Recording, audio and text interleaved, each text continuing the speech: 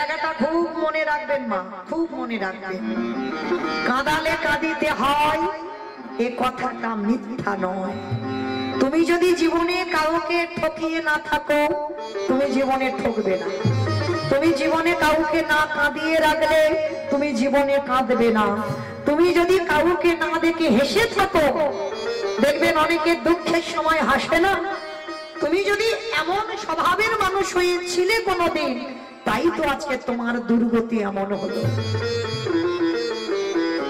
তাহলে কাঁদালে কাঁদিতে হয় এ কথাটা মিথ্যা নয়। পিসি, 100টা ছেলে তোমার কি করে হলো? তুমি শুধু শুধু আমার দোষারোপ করছো আমি তোমার 100টা ছেলেকে মেরেছি, কখনো নয়।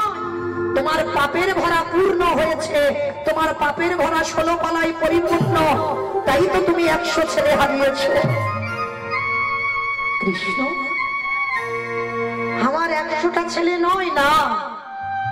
মনে পড়ে যেদিন কুন্তী মার কাছে দুর্বাসা মুনি এসেছিল, আর দুর্বাসা মুনি এসে বলেছিল কুন্তী মাকে, মা আমি একটু পরমান্ন খেতে চাই। আমার পরমান্ন মানে কি গো? পরমান্ন মানে খিচুড়ি।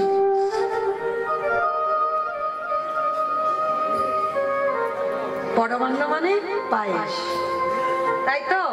তাহলে পরমান্ন মানে যখন পায়েস হয়, আজকের দুর্বাসা কুন্তী মার কাছে পায়েস খেতে চেয়েছে। তবে শোনমা, যেমন তেমন করে দিলে আমার হবে না, আমার 100টা সোনার পাত্রে পরমান্ন দিতে হবে। 100টা সোনার পাত্র জোগাড় করেছিল বাবা গান্ধারী মান হরিবল। কুন্তী মা 99টা, আর 99টা জোগাড় করে একটা পাত্র পাইনি বলে কি করেছিল জানো? ওই গরম ফুটন্ত পায়েস নিজের বক্ষের উপরে ঢেলে দিয়েছিল। কি গো মা, পারবেন অতিথি সেবা এমন করে করতে? গরম ফুটন্ত পায়েস একটা স্বর্ণপাত্র পাইনি বলে স্বর্ণপাত্রের থেকে মূল্যবান হলো হৃদয় পাত্র।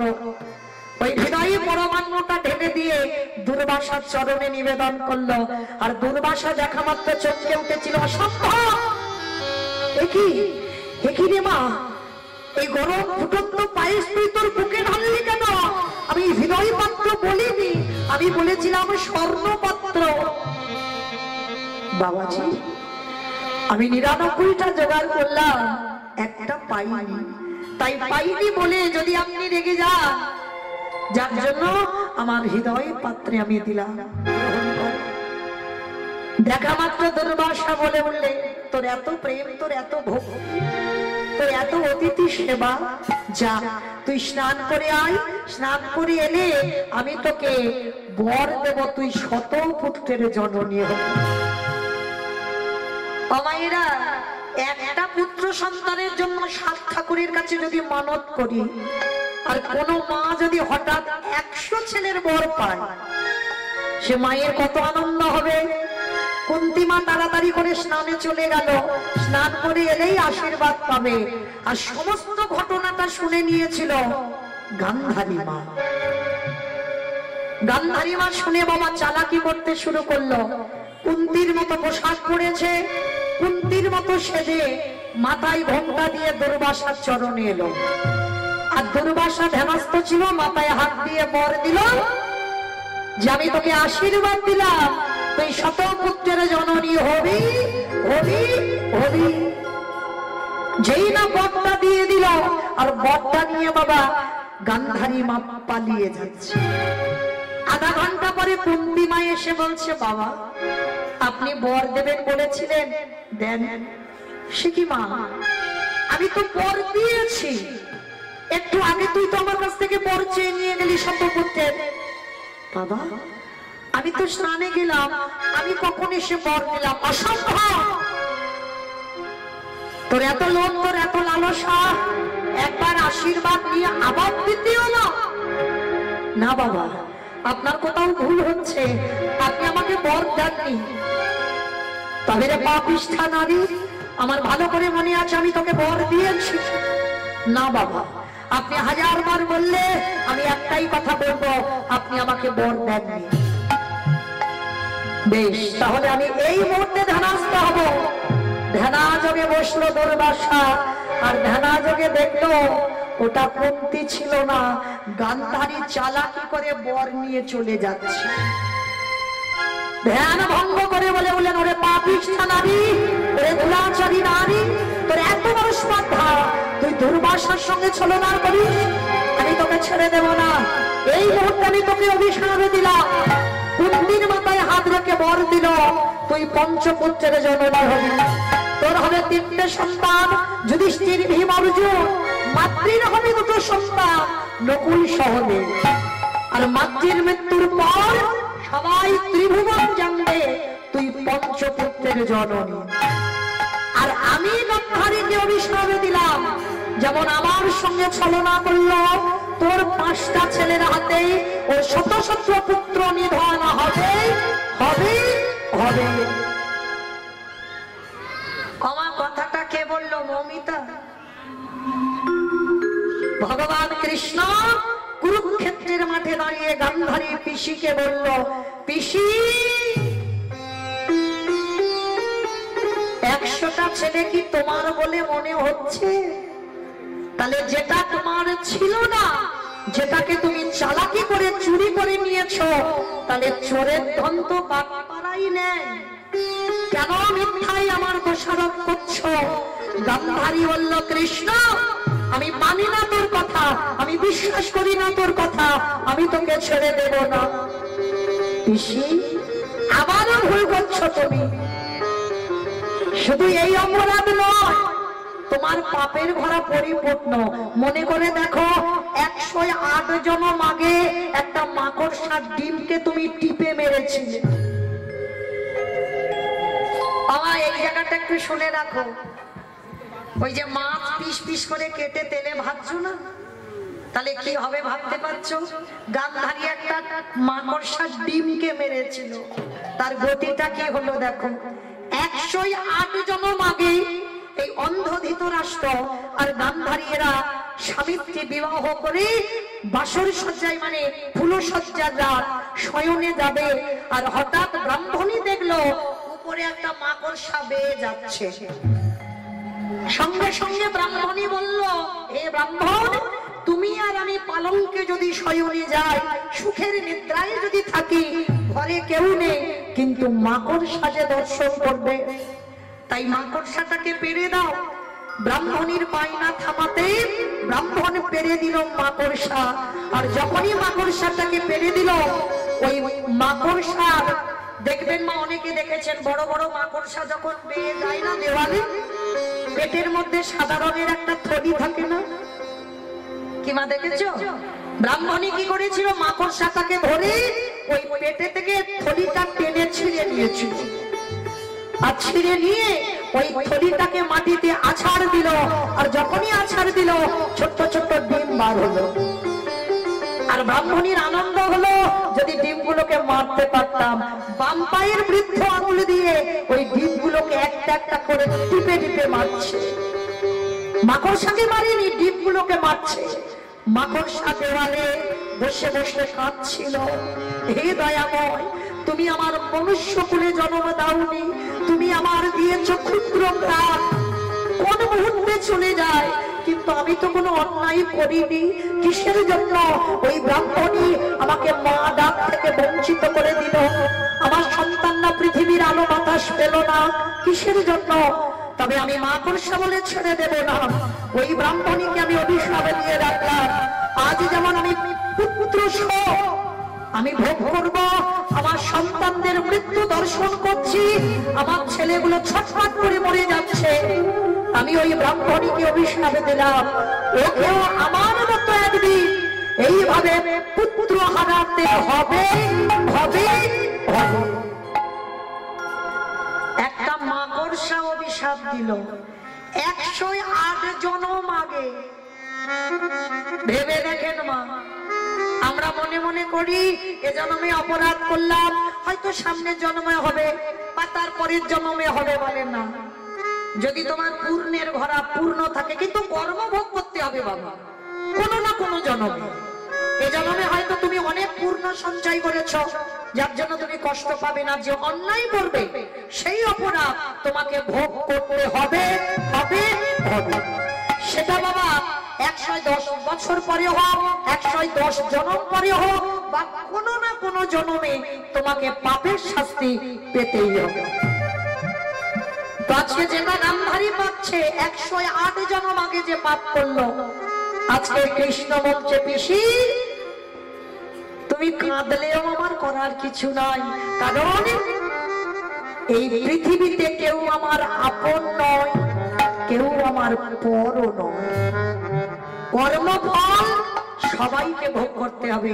ত্রেতা যুগে রঘুপতি রামচন্দ্রকে সরুজ নদীর জলে প্রাণ ত্যাগ করতে হলো, ভগবান কৃষ্ণচন্দ্রকে জরাব্যাধের তীরে, ভাগবত বলছে 125 বছর বয়সে জরাব্যাধের তীরে দেহ ত্যাগ করতে হলো।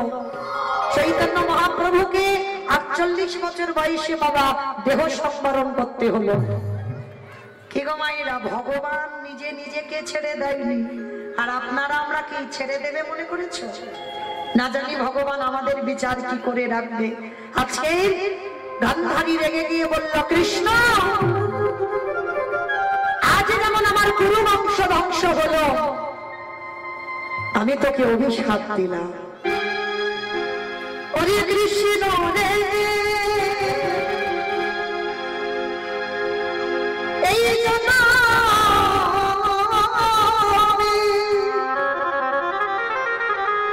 এই জন্মে যেমন আমি পুত্র হারা বলে জ্বালা ভোগ করলাম, আমার চোখের সামনে একটা একটা করে পুত্র ছটফট করে চলে যাচ্ছে, আমার পুরো বংশটা ধ্বংস হলো।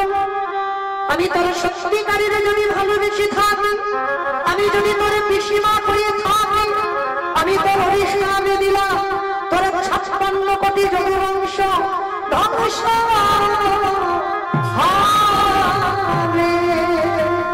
না বলো না,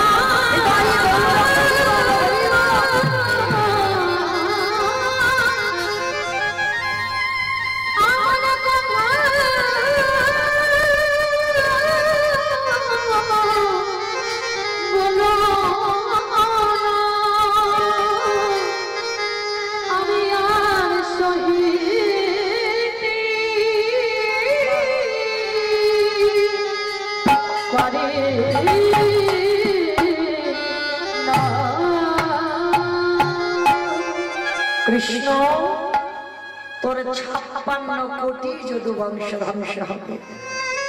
ও মায়েরা, এই পৃথিবীতে ভালো করে লক্ষ্য করে দেখেন, যত ঝামেলা যত চাপ আমার সব ভগবানের উপরে,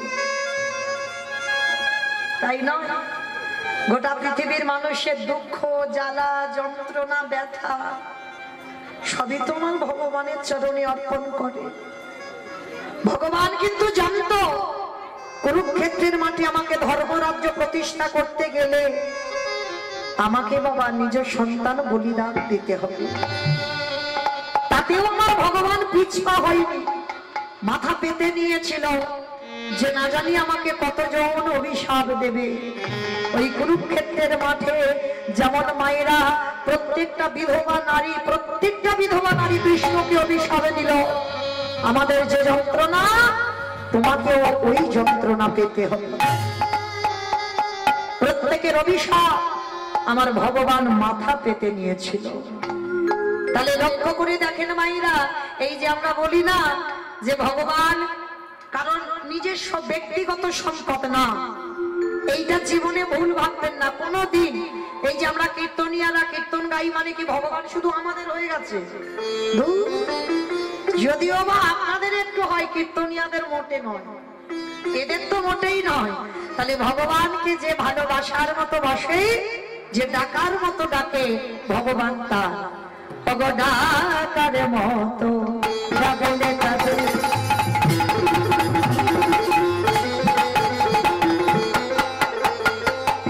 আমার ভগবান থাকিতে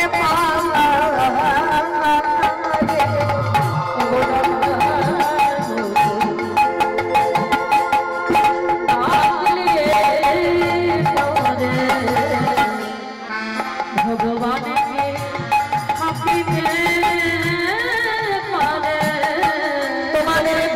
বিশ্বাস না হয় দেখে দেখো তারে,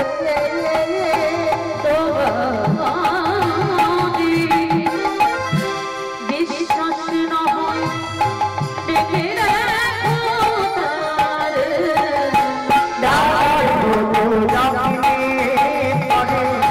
আমার ভগবান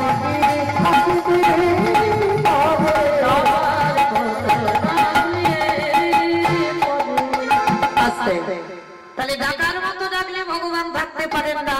তাই সেই চৈতন্য মহাপ্রভু নবদ্বীপের মাটিতে দাঁড়িয়ে এই কলির জীবকে উদ্ধার করবে বলে আজকের আমার ভগবান কি করছে জানো? রসে তনু ঢন ঢন সারা বদ, রসে তনু ঢন ঢন। আমার উলু কই গো? আমার উলু টুলু নেই আছে? ওই একটু গাও দেখি একটু জোরে। রসে তনু ঢন ঢন মধুর সারা বদ, রসে তনু ঢন ঢন আমার গৌরে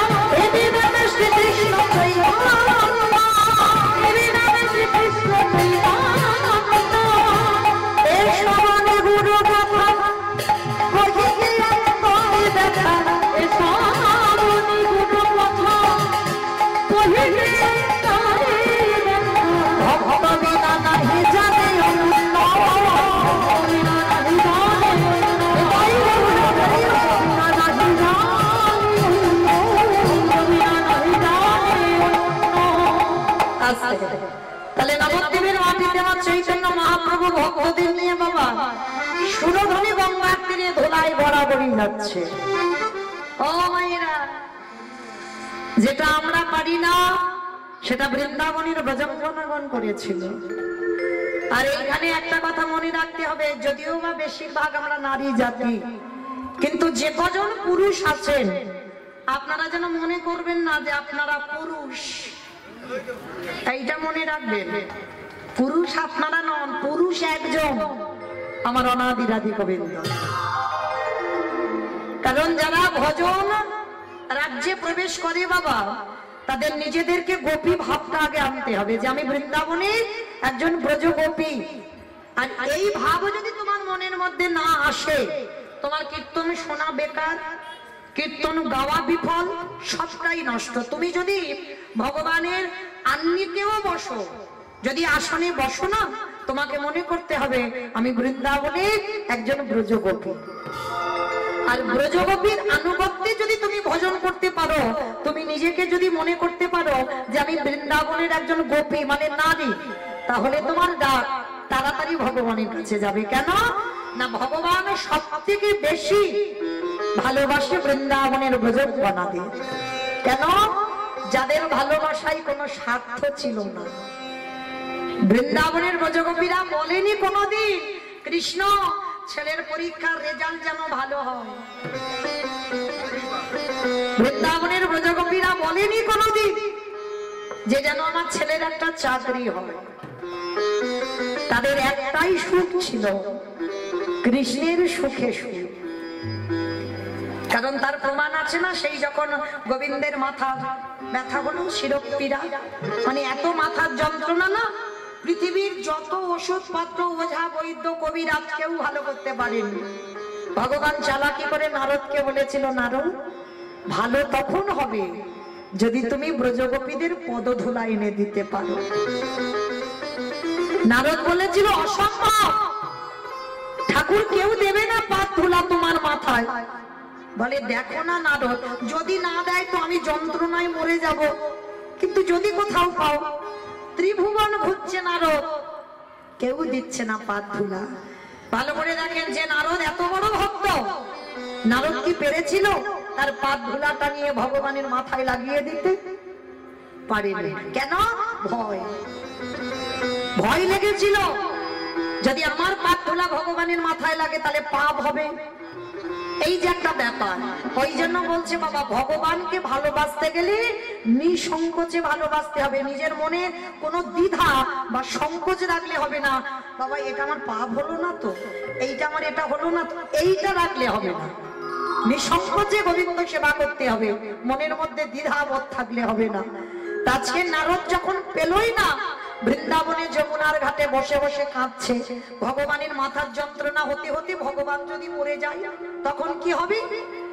তখন বৃন্দাবনের ব্রজঙ্গনাগণ কলসি নিয়ে বাবা তাদের উস্কো খুস্কো চেহারা এসে দাঁড়িয়েছে যমুনার ঘাটে। নারদকে দেখেছে। ও নারদ, কি ব্যাপার? এখানে বিষণ্ণ বদন। হে ব্রজগোপীগণ, খুব কষ্টে আছি গো। কষ্টে আছো?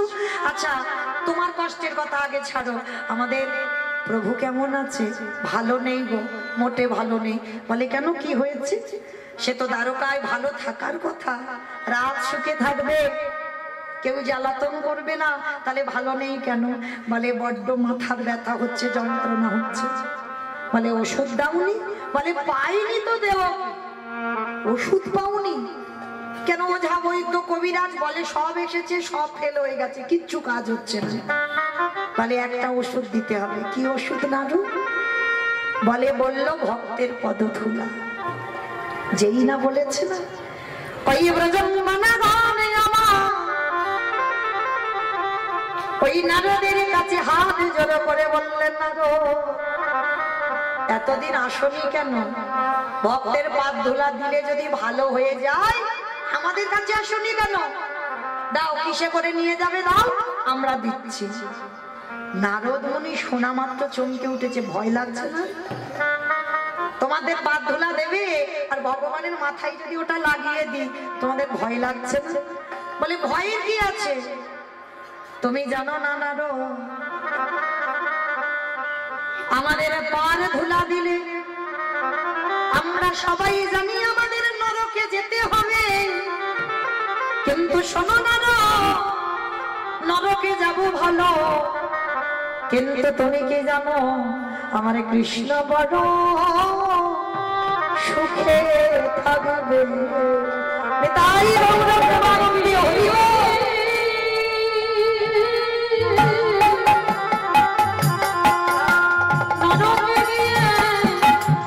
শান্তি পাবো আমাদের কৃষ্ণ বড়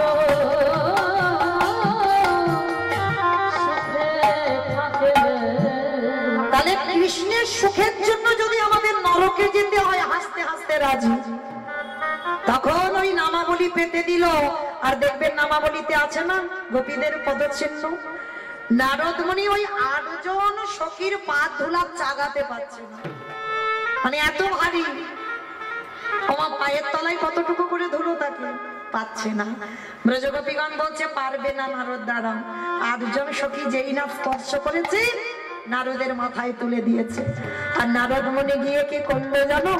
ওই ভক্তের পদ ধুলা নিয়ে আমার গোবিন্দের মাথায় লাগাইয়ে দিল। আর যতটুকু বেশি হলো ততটুকু একটা জায়গায় রেখেছে। আর তার থেকে হলো বাবা এই গোপী চন্দনের জন্ম। যে গোপী চন্দন আমাদের কপালে দেওয়া, এটা বাবা কোনো গল্প কথা নয়। তোমার ডাক্তারের ওষুধ যদি ভালো না হয়, তোমার মাথার যন্ত্রণা, আমি হরিবাসরে বলে যাচ্ছি, ভক্তি ভরে আ কৃষ্ণ প্রাণ কৃষ্ণ বলে আমার ব্রজঙ্গনাদের একটু নাম স্মরণ করে যদি ওই ব্রজগোপীদের পাদ ধুলা থেকে যেহেতু গোপী চন্দনের জন্ম হলো, যদি একবার কপালে লাগাতে পারো না, তোমার ওষুধ লাগবে না। ওই গোপী চন্দন দিলে তোমার মাথার যন্ত্রণা ভালো হবে। তাই গৌর প্রেমানন্দে হরি বল। তাহলে আজকে সেই চৈতন্য মহাপ্রভু জানে চাইলে পাবো না, ওই জন্য গড়াগড়ি যাচ্ছে। আর কি করছে জানো? কেহ বলে পুরাণে রাবণ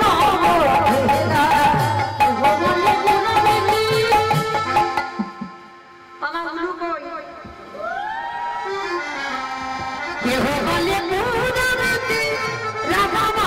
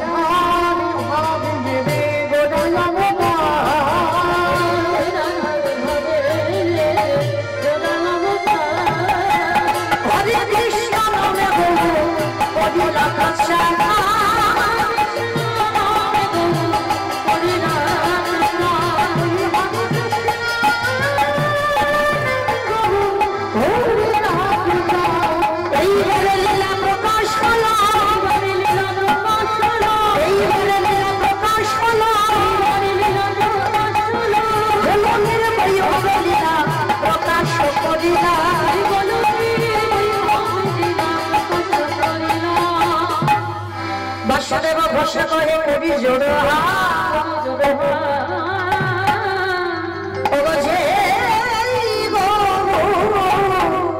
সেই কৃষ্ণ সেই তো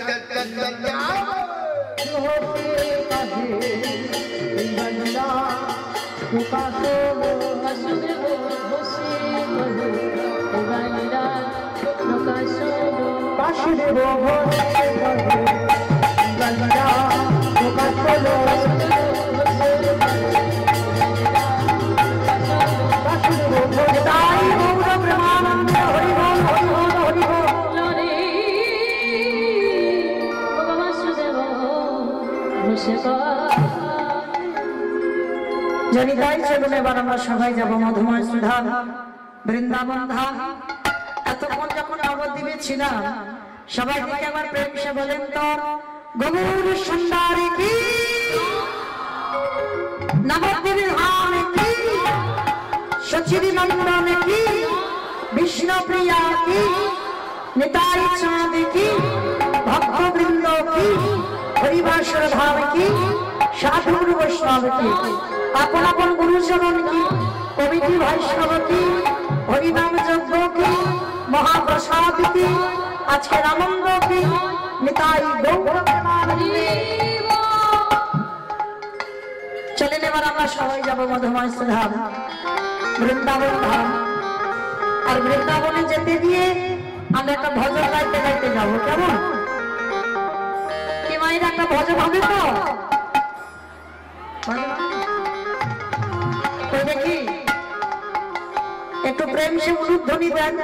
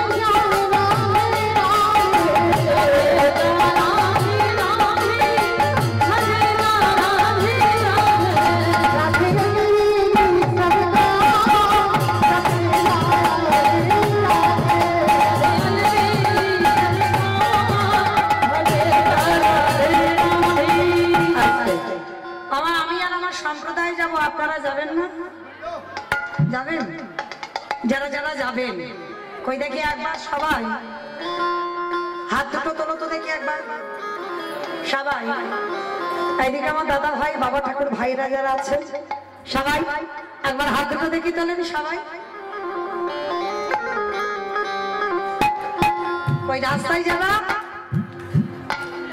ওই হাত আসেনি সবাই একসময় সব ধসে যাচ্ছে কেন ধসে গেলে হবে না তো তলে দেখি সবাই একসঙ্গে তালে তালি করো তালি কেমন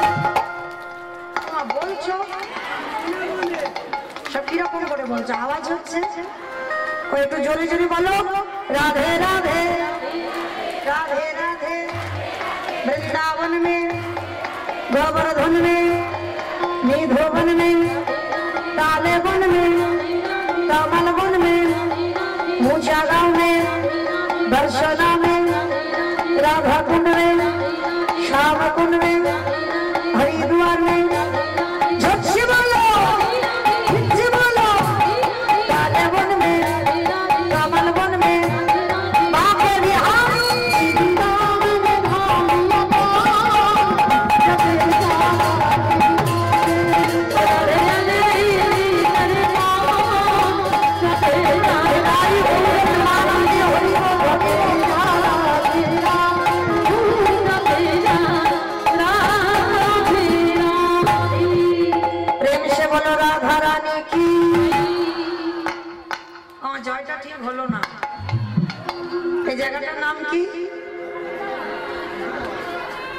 আড্ডিরাবাদ তাই তো আচ্ছা তোমাদের এই আড্ডিরাবাদে শাশুড়ি বৌমাতে ঝগড়া টগড়া হয় না?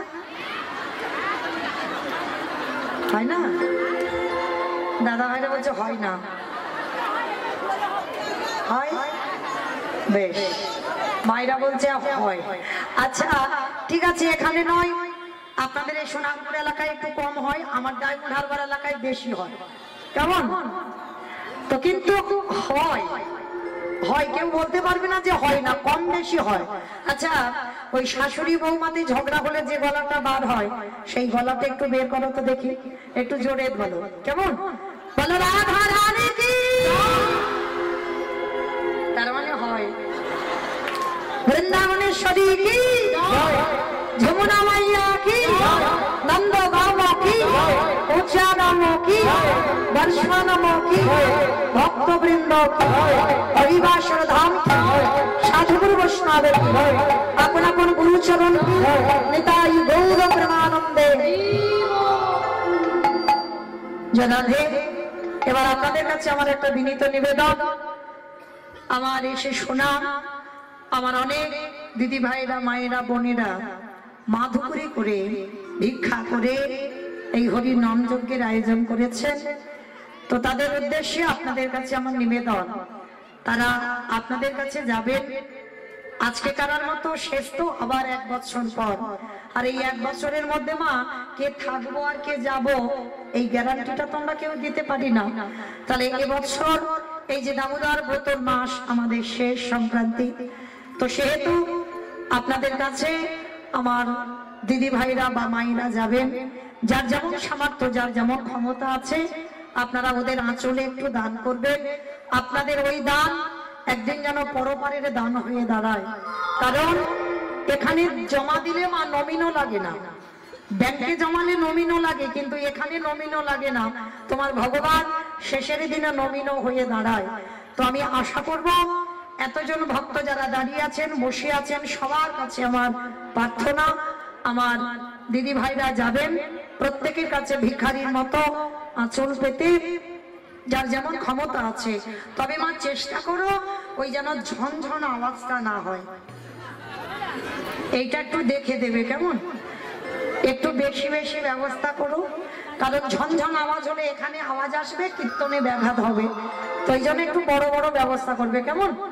তো প্রত্যেকের কাছে যাবেন, বাবা কেউ গন্ডগোল করবেন না বা চেঁচামেচি করবেন না, সবার কাছে যাবেন। যে তাড়াতাড়ি করে দিতে হবে এরকম নয়, সবার কাছে যাবেন। আর রাস্তার উপরে যারা আছো, তোমাদের কিন্তু ছাড় নেই, তোমাদের কাছেও যাবে। তো যাই হোক, তো আমার দিদি ভাইরা যাচ্ছেন, হরি বল। একজন একজন গেলে ভালো হতো, ওরকম করে না ধরে একজন একজন করে যান। ও তো এক জায়গায় হয়ে যাচ্ছে, একজন একজন করে যান। আর 2-4 জনকে বলেন, 2 জন হলে হবে না, অনেকক্ষণ গন্ডগোল হয়ে যাবে। আর 2 জনকে বলেন, যে যারা একা একা ভিক্ষা করে, ওই 2 জন আঁচল পেতে নয়, একা একা যান। যাই হোক মাইরা, কথা নয়, দান দেবেন, কিন্তু ধ্যানটা যেন কীর্তনে থাকে। কেমন? নিস্তব্ধ ভাবে আস্বাদন করবেন, কারণ গন্ডগোল ভাবে কোনো কিছুতে কিছু দিতেও নেই আর আস্বাদনও করা যায় না। তো যাই হোক, আজকে আমরা বৃন্দাবনে গিয়ে আস্বাদন করব, যেহেতু আমার আদেশ দেওয়া হলো। আজ আস্বাদন হবে কৃষ্ণ সখা সুদামা। আজকে সুদামার চরিত্র আমরা শ্রবণ করব আমার কমিটি দাদা ভাইদের আদেশ শিরোধার্য করে। তো চলেন, আজকের এই যে সুদামা, সুদামাকে আগে জানতে হবে। এই সুদামা কে? ভগবান যাকে প্রাণের থেকেও বেশি, জীবনের থেকেও বেশি ভালোবাসলো, মানে যে আস্তে মা আস্তে আস্তে কি হচ্ছে, এত গন্ডগোল হয়ে গেল কেন? ভিক্ষা করছেন, করেন, গন্ডগোল করে নয়। এই সুদামা যে আমার কৃষ্ণের প্রাণ, কৃষ্ণের জীবন, মানে সুদামার অঙ্গের আঘাত আমার কৃষ্ণের অঙ্গে লাগে। তাহলে কত বড় বন্ধু।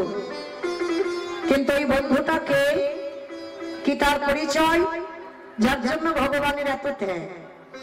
আছেন আমরা জানবো। এই সুদামা ছিল মাত্র তা যুগে ভরত ভাই, এই ত্রেতা যুগে ভরত ভাই। একটা কথা মনে রাখবে বাবা, সবাই আমরা বেশিরভাগ ভক্তরা জানি আমার রামকে বেশি লক্ষণ ভালোবাসে। কেন না, রাম 14 বছর বনবাসী হলো, তার সঙ্গে সঙ্গে লক্ষণও 14 বছর বনবাসে গেল। তাহলে এরকম ভাই জগতে বড় দুর্লভ। তাহলে রামকে সব থেকে লক্ষণ বেশি ভালোবাসে, কিন্তু মা লক্ষণ বেশি ভালোবাসে না, লক্ষণের থেকে হাজারো গুণে বেশি আমার ভরত ভাই ভালোবাসে। এই ভরত ভাইয়ের প্রেমটা কেমন জানো? ভরতের ভালোবাসাটা কেমন?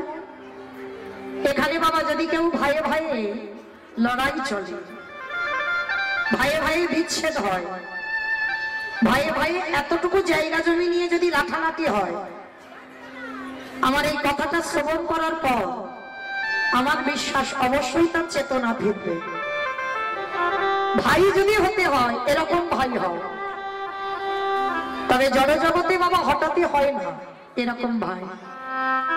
এখন তো জড়জগতে বাবা একটুখানি জায়গার জন্য লাঠালাঠি হয়, খুনোখুনি হয়, মারামারি হয়।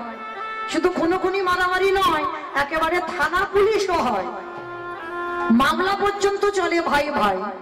শুধু মামলা চলে না বাবা, পাঁচিল তুলে দেওয়া হয়, আর এক ভাই আর এক ভাইয়ের মুখ দেখতে চায় না। কিন্তু এদের ভাই বলে না, এদের কোনোদিন ভাই বলে না।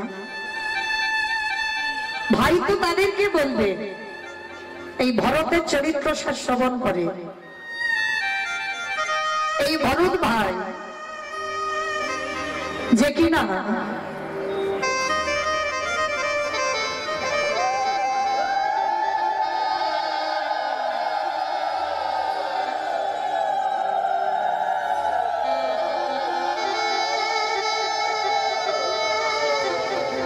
এই যে ভরত ভাই যে কিনা রামকে এতটাই ভালোবাসত, কিন্তু মা রাম যখন বনবাসী হয় তখন বলেন তো ভরত কোথায় ছিল? ভরত কোথায় ছিল? মামার বাড়ি। বেশ, মামার বাড়ি ছিল। আর মামার বাড়ি থেকে ফিরে এসে যখন জিজ্ঞেস করলো মন্থরা, মানে কইকেয়ী মার দাসী, মন্থরা আমার জ্যেষ্ঠ দাদা কোথায়? মন্থরা এক বাক্যে বলেছিল সে পিতৃসত্য পালনার্থে কইকেয়ী মার কথা রাখতে বনবাস। যখনই বলল কইকেয়ী মার কথা রাখতে বনবাস, ভরতের মাথায় যেন বিনা মেঘে বজ্রাঘাত করল। পাগলের মতো ভরত ছুটে গেল বনবাস। রামচন্দ্র যেখানে দাঁড়িয়ে আছে বাবা, রামচন্দ্রকে দেখে ষষ্ঠাঙ্গে দণ্ডবাদ প্রণাম। রামচন্দ্র দেখে বলেছিল, ভাই তুই কি বাড়িতে খবর পাসনি? 14 বছর না হলে তো আমি অযোধ্যায় ফিরব না, তাই তুই চলে যা। কেন এসেছিস? আর তুই বললে তো আমি যেতে পারবো না অযোধ্যায়। কথাটা শোনার পরে ভরত বলছে, দাদা যে মার কথা রাখতে বনবাসী হয়,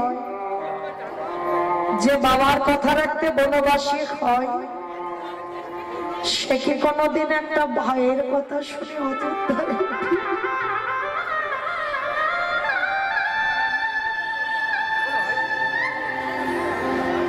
আমি জানি দাদা,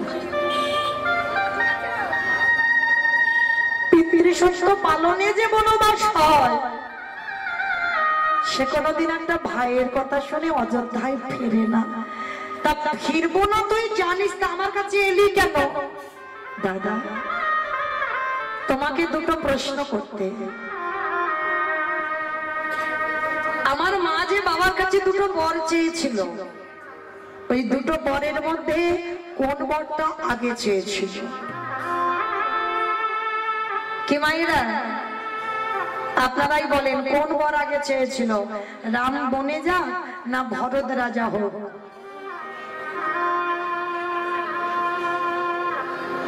ভরত বনে যাক না রাম রাজা হোক, কোনটা? হরি বল। রামচন্দ্র বনবাসী হবে আর ভরত নাকি রাজা হবে, এই দুটোর মধ্যে কোনটা আগে চেয়েছিল?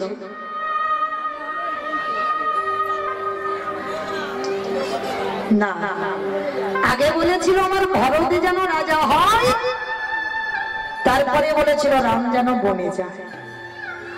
যার জন্য তো ওই জায়গাটাই ধরল, বলেছিল উত্তর দাও। আমার মা যে বলল যে ভরত রাজা হোক তারপরে রাম বনে যা, তাহলে আমি মামার বাড়ি থেকে ফিরলাম না, আমি রাজা হলাম না, তুমি পালিয়ে এলে কেন? দাদা, তুমি জগৎকে বোঝাতে পারো ভুল, কিন্তু তোমার ভরত ভাইকে নয়। তোমার ভরত ভাইকে তুমি ভুল বোঝাতে পারো না, কারণ আমি জানি আমি মামার বাড়ি থেকে ফিরে আমি যদি রাজা হই, আমি আদেশ দিতাম কেউ বনবাসে যাবে।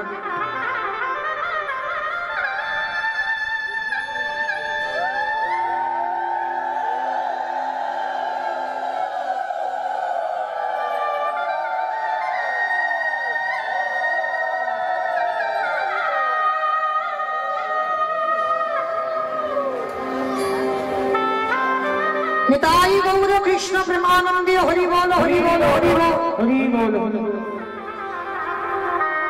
ভরত বলে উঠল, দাদা তুমি জানতে যে ভরত যদি একবার রাজা হয়, ও কোনদিন আমাকে বলবে না, আদেশ দেবে না যে আমি যেন ওই অযোধ্যা থেকে বনবাসী হই। তাই দাদা তোমার কাছে আমার নিবেদন, 14 বছর হয়ে গেলে তুমি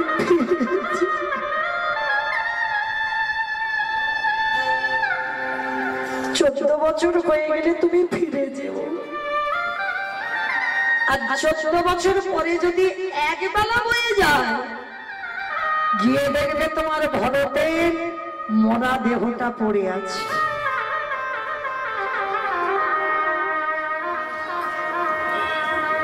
আর একটা কথা বলেছিল ভরত, দাদা আমি তো তোমার কাছে কোনোদিন কিছু বায়না করিনি, আজ আমি তোমার কাছে একটা জিনিস চাইবো, তুমি দেবে? বল, যদি আমার কাছে থাকে আমি তোকে দেব, বল কি চাইছিস? দাদা দিতে যদি হয় দাও না, দাও না দাদা, তোমার ওই দুটো চরণের খড়ম জোড়া। কারণ যে জায়গাটা তোমার জায়গা, সে জায়গাতে আমি কোনো দিন বসতে পারবো না দাদা গো।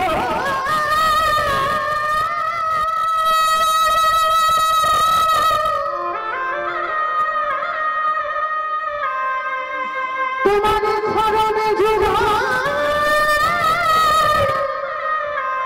তুমি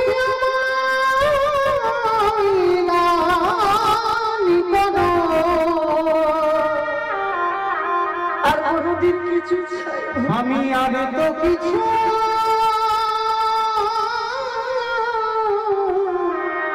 চাই না।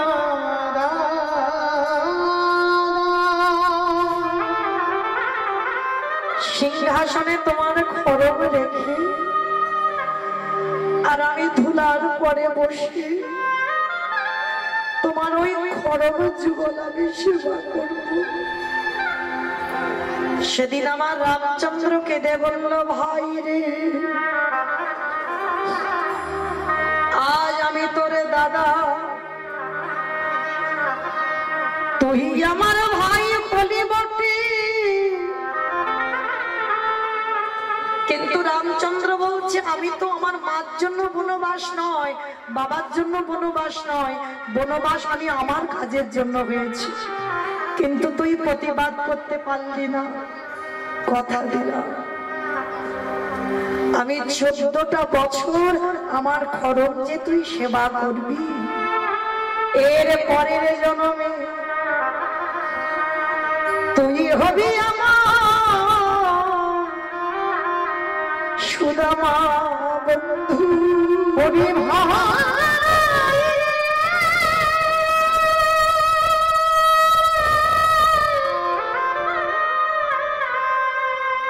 হরি প্রতিজ্ঞা করে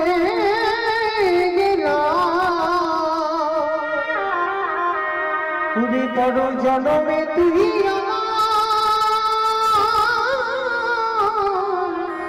বন্ধু হয়ে আসে, পরের জন্মে তুই হবি আমার বন্ধু সুদামা। সেদিন আমি ব্রজেন্দ্র নন্দন কৃষ্ণ হব, সেদিন আর ভাই ভাই না, যেদিন তুই সুদামা হবি, যেদিন আমি কৃষ্ণ হব, যেদিন দ্বারকায় তুই যাবি আমার কাছে, আমি কথা দিলাম এই যে 14 বছর আমি রামচন্দ্র আমার খড়গ তুই সেবা করলি, আমি তোর কাছে ঋণী হয়ে গেলাম। যেদিন সুদামা হয়ে দ্বারকায় যাবি, কথা দিলাম আমি নিজের হাতে তোর চরণ যুগল ধোবাবো। শুধু ধোবাবো না, তোর চরণ যুগলের চরণ ধোবাবো করা যায়। আমি তোর বন্ধু কৃষ্ণ হয়ে পান করিব। হরি ভাই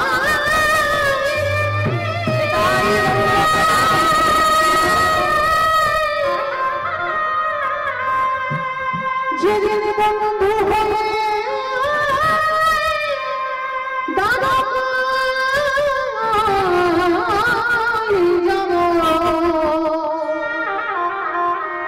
সেদিন সকলের নিয়মে পরিশোধ করি। কথা দিলাম সেদিন আমি তোর ঋণ শোধ করে দেব। সেই ভরত ভাই আজকে দাপরেতে কৃষ্ণ অবতারে সুদামা বন্ধু হয়েছে। তো আজকের বন্ধুরা সবাই গেছে মা গোষ্ঠে গোচরণ করবে, খেলা খেলবে। কি খেলা হবে না? বিনোদ খেলা। আমার বিনোদ খেলার কথা অর্থ হচ্ছে নূতন। ভগবান আজকের একটা নতুন খেলা খেলবে। কি খেলা না? কাঁধে চড়া আর কাঁধে করা। কে কাঁধে চড়বে আর কে কাঁধে করবে?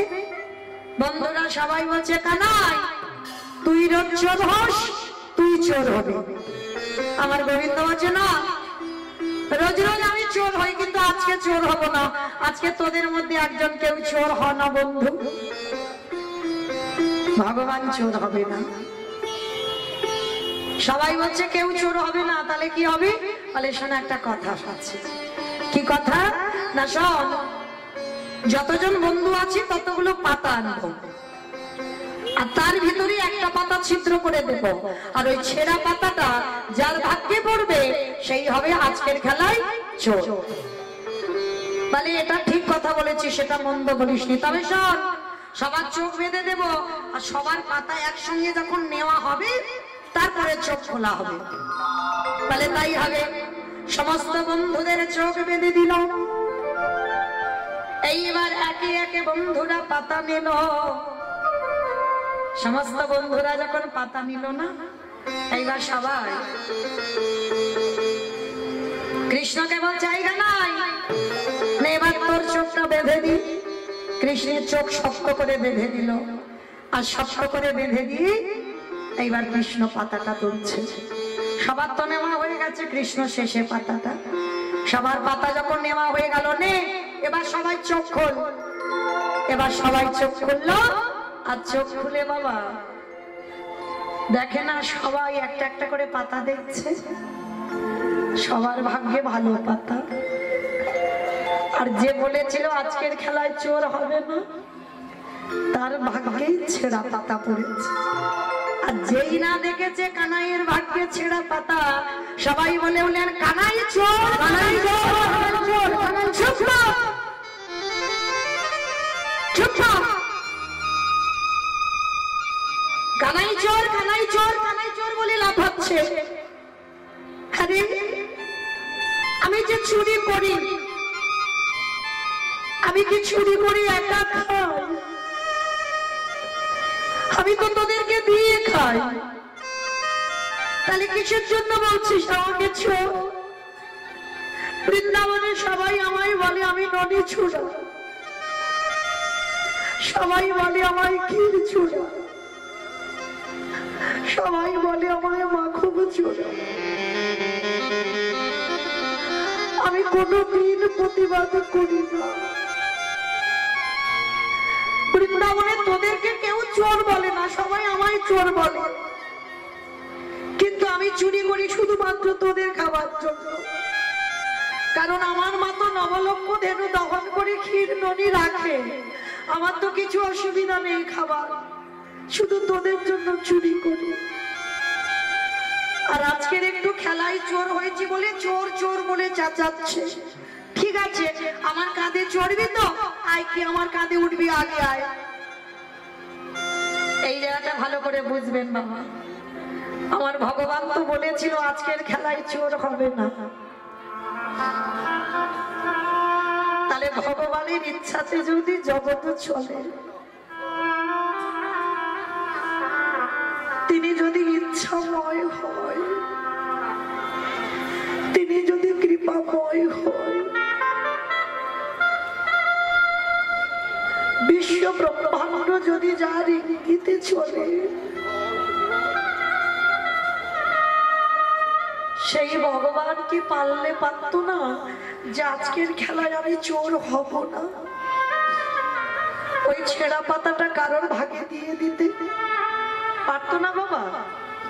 খুব পারতো, তাহলে দিল না কেন? ভগবান আজকে এক কাজে দুটো কাজ করে নেবে। কিরকম? খেলা খেলা হবে, আর ওর ভিতরে আর একটা কাজ হবে। কি কাজ জানো? ভক্তরে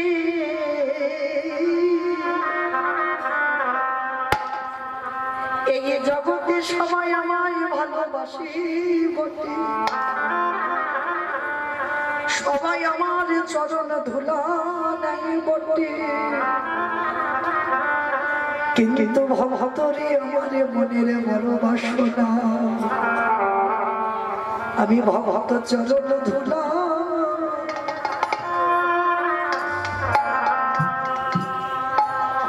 চরণ ধুলায় অঙ্গে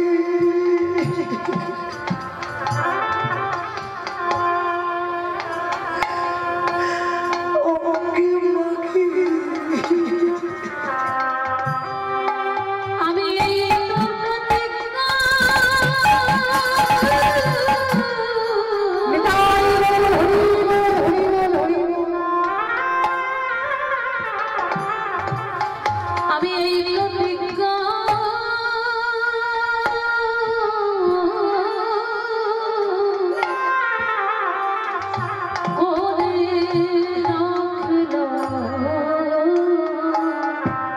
আমি যে ভক্ত পদ ধুলা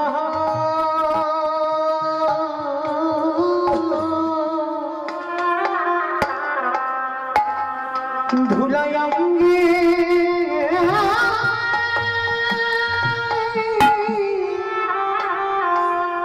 অঙ্গে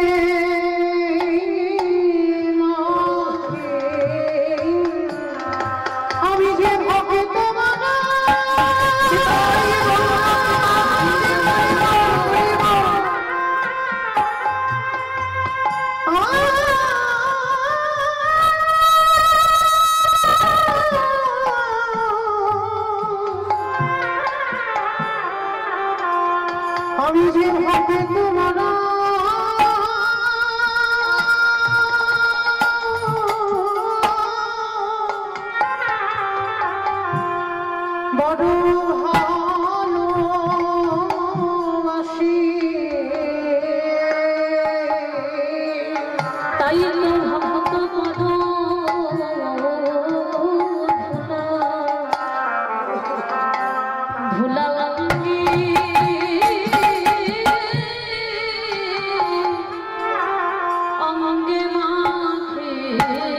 মায়েরা দেখো কেমন ভক্ত আর কেমন ভগবান ওই ভক্ত পদ ধুলাই অঙ্গে মাগবার লাগি ওই ভক্ত পদ ধুলাই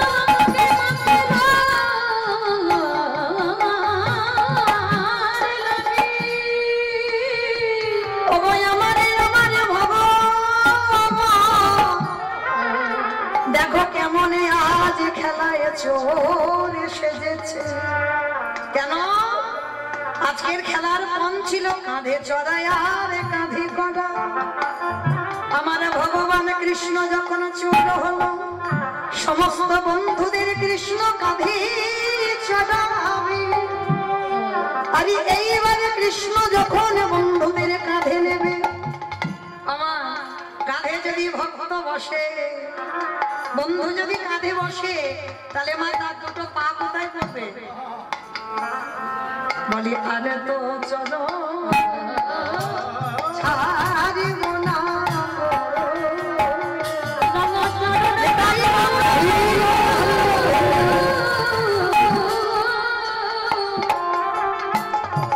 ওই রাঙা চরণ যখন এই তরিদের পড়েছে আমি আর তো চরণে ছাড়ব না গো আজ ভক্ত কাঁদে আর ভগবান কাঁদে ভগবানে যেই না বন্ধুদের চরণ যুগল হৃদয় ধারণ করিল চরণে যুগলের হৃদয়ে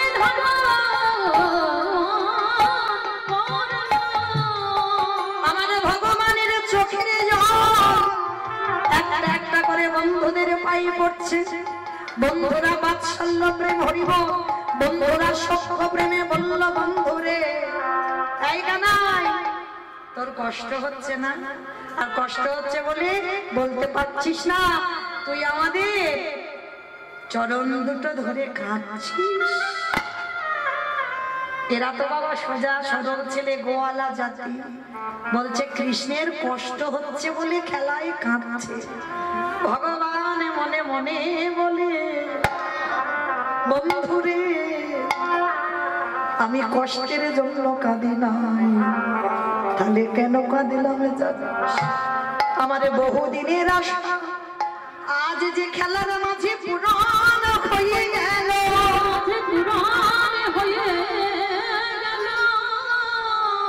আমি অনেক দিনে ধরে মনে মনে ভাবলাম একদিন আমি ভক্ত চরণ হৃদয়ে ধরে কাঁদেব তাই সেই আশায় আজ আমার পূরণ হলো তাই তো বন্ধুরে তোদের চরণ ধরে আমি কেঁদে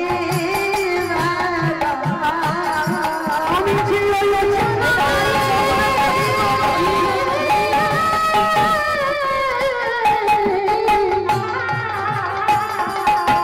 আমি যে ওই চরণে বড়ই অভিলাষী তাই তো চরণ ধরে আমি কেঁদে সবাই কাঁধে চড়ছে কিন্তু বাবা একজন বন্ধু কাঁধে চড়বে না কে না সুদামা ভগবান জোর করে বলছে কেন কাঁধে চড়বি না বলে কানাই রে তুই তো হলি আমার জ্যেষ্ঠ দাদা রামচন্দ্র দূর ওটা তো সেই ত্রেতা যুগে ছিল এটা দাপর আমি তোর দাদা নয় তুই আমার ভাইও নয় আমরা দুইজনে হব বন্ধু বন্ধু আসল বন্ধু বন্ধু সম্পর্ক এমন একটা সম্পর্ক বাবা এখানে ছোট বড় বিচার হয় না মানে তুমি যদি আমার থেকে বয়সে অনেক বড় হও সম্পর্ক যদি তোমার সঙ্গে আমার বন্ধুত্ব থাকে তাহলে আমি ছোট হয়ে তোমাকে মারতে পারি আমি বকতে পারি কেন সম্পর্কের দিকে খেয়াল রাখতে হবে আমাদের সম্পর্ক বন্ধু তা শোন ও আমরা যত ছোট বড় হই না কেন আমরা তো বন্ধু আয় তুই আমার কাঁধে আয় তো দেখি এইবারে যেই না কাঁধে এসেছে আর যেই না কাঁধে উঠলো ভগবান মনে মনে ভাবলো ভরদেবে 14 বছর আমার খরম নিজের হাতে সেবা করলি, তাই তো তোর চরণ যখন আমার বুকে পেলাম, আরে তো চরণ ছাড়ব না হে, আমি আর তো তাই আমরা চরণের ভিতরে ঘুরলাম।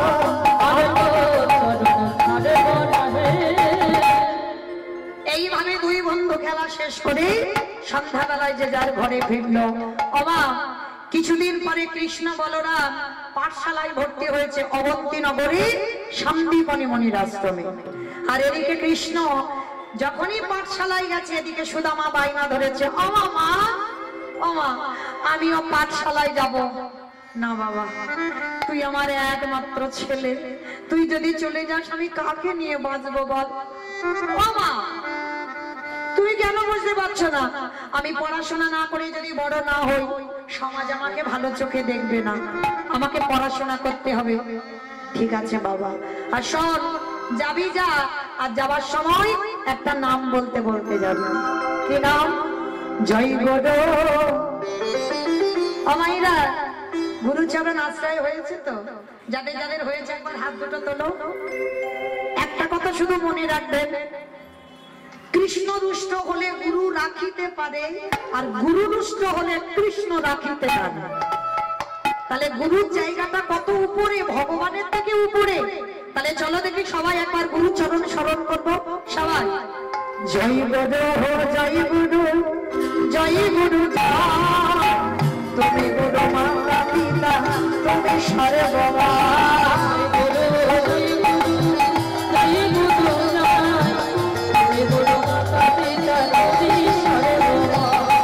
যেই নাম শ্রী কৃষ্ণ আগে নিষ্ঠা করে, নাম সচিতে আছে আপন শিব।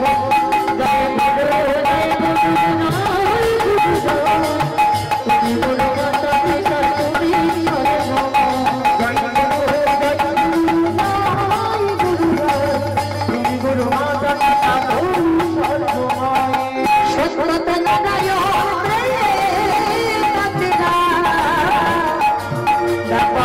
শ্রীকৃষ্ণ বলিতে ভগবান।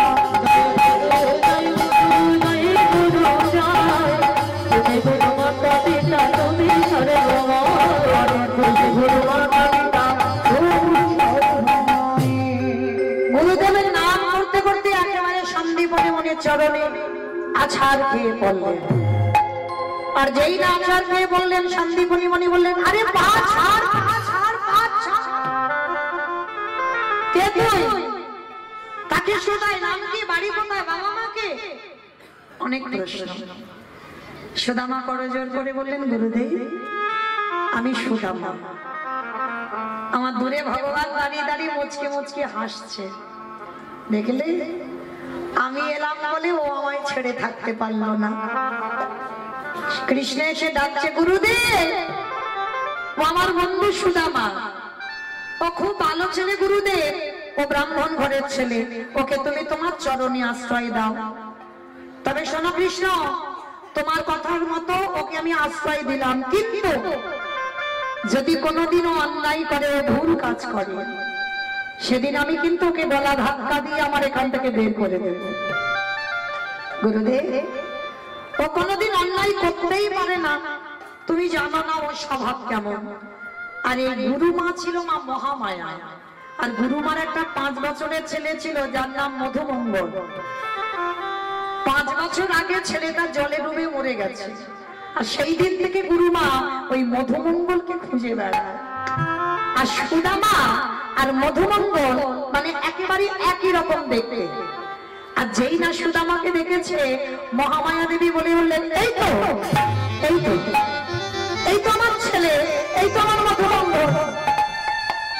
মা আমি তোমার মধুমঙ্গল নয়, আমি তো সুদামা। না, তুই সুদামা নস, তুই আমার মধুমঙ্গল। আজকে থেকে তুই আমার কাছে থাকবি, আমার ছেলে হয়ে। ভগবান এদিকে দাঁড়িয়ে দাঁড়িয়ে হাসছে আর বলছে, গুরুমা যখন তোমার কেউ ছিল না তখন ছিলাম আমি, আর এখন তোমার সব হলো পরেরটা সবাই জানেন। ভগবানের অভিমান হলো, গুরুমা সুদামাকে পেয়ে তুমি কৃষ্ণ ঠেলে দিচ্ছ। আর এই পৃথিবীতে যারা যারা কৃষ্ণকে ঠেলে দেয় তাদের তো তৈরি হয়ে থাকতে হবে শাস্তির জন্য। গুরুমা সুদামাকে ভালোবাসো, তাতে আমার আপত্তি নেই, কিন্তু তুমি যে আমাকে এত দূরে ঠেলে দেবে এটাই আমার আপত্তি। অভিমান করে বসুর আমার ভগবান, আর ভগবান যদি কারোর উপরে অভিমান করে মা, সেটা যে কি পরিণতি হয়ে দাঁড়ায় কল্পনাও করতে পারবে না। কিছুদিন পর আমার গুরুমা বলছে, কৃষ্ণ রান্নাঘরে একটুও কাঠ নেই বাবা, জানা বাবা দুটো কাঠ এনে দে না বাবা। বেশ আমি যাচ্ছি গুরুমা। আর এদিকে সুদামা বায়না ধরেছ, মা আমিও যাব। কোথায় যাবি তুই? ওই তো কৃষ্ণ কাঠ কুড়াতে যাচ্ছে, আমিও যাব। না না বাবা না, আকাশ মেঘাচ্ছন্ন, টিপ টিপ করে বৃষ্টি পড়ছে, কখন বলতে কখন ঝড় বৃষ্টি নামবে, আমি তোকে কোথাও পাঠাবো না। ও মা কৃষ্ণ তো আছে কাছে, কিচ্ছু হবে না, আমি যাব। গুরুমা বলছে, দাঁড়া দাঁড়া দাঁড়া, আমার কিছু ছোলা না ভিজিয়ে দিয়েছিল, আর ছোলাটা সুদামার আঁচলে বেঁধে দিয়েছে। বেঁধে দিয়ে সুদামার কানে কানে গুরুমা চুপি চুপি বলছে, শোন, যদি জঙ্গলে কাঠ কুড়াতে কুড়াতে খিদে পায় এই ছোলাটা বেঁধে দিলাম, খেয়ে নিবি, কেমন? কৃষ্ণকে দিবি না। যেই না বলেছে কৃষ্ণকে দিবি না, ওদিকে ভগবানের কানে আওয়াজ গেছে। মনে মনে বলল, গুরুমা গো,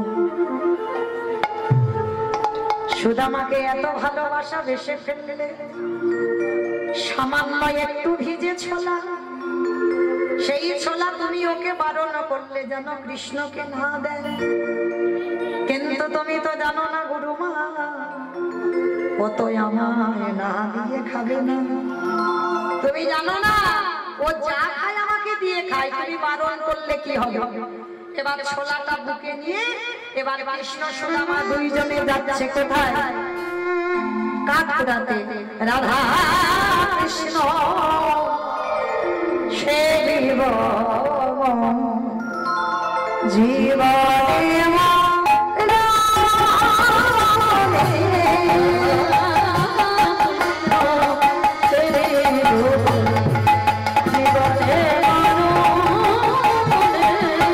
রাধা কৃষ্ণ জীবনে